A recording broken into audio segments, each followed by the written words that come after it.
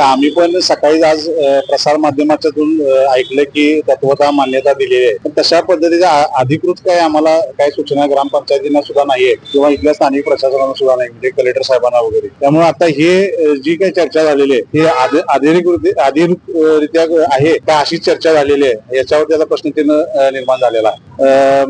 आमच्या 20 गावांच्या एकंदरीत सकाळी चर्चा ज्या झाल्या सरपंच आणि लोकप्रतिनिधी असतील, तर असं बाबा आपल्याला कुठेही अधिकृतरित्या जो पण काही येत नाही तो पण हे हद्दवाढीचा काय हा विषय तेवढा आपण अधिकृतरित्या मान्य करणं योग्य राहणार नाही, अशा पद्धतीची चर्चा झालेली आहे. आणि आम्ही 20 गावं आता बंद केलेली होती, ताकदीनं बंद केला.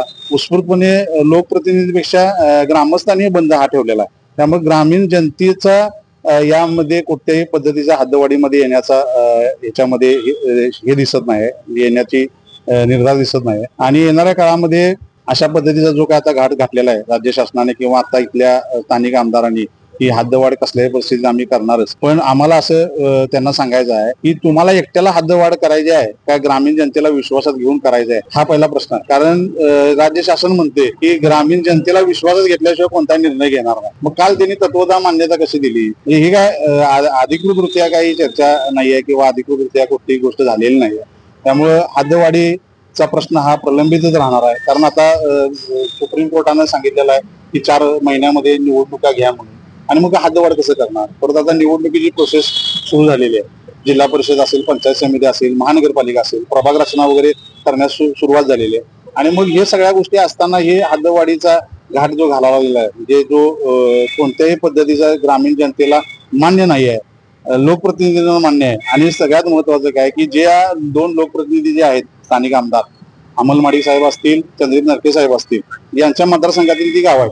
आणि यांच्या मतदारसंघातील गावात त्यांच्या दोघांचा या हद्दवाढीला विरोध आहे. त्यांना विश्वासात न घेता कोणत्या पद्धतीची चर्चा झालेली आहे.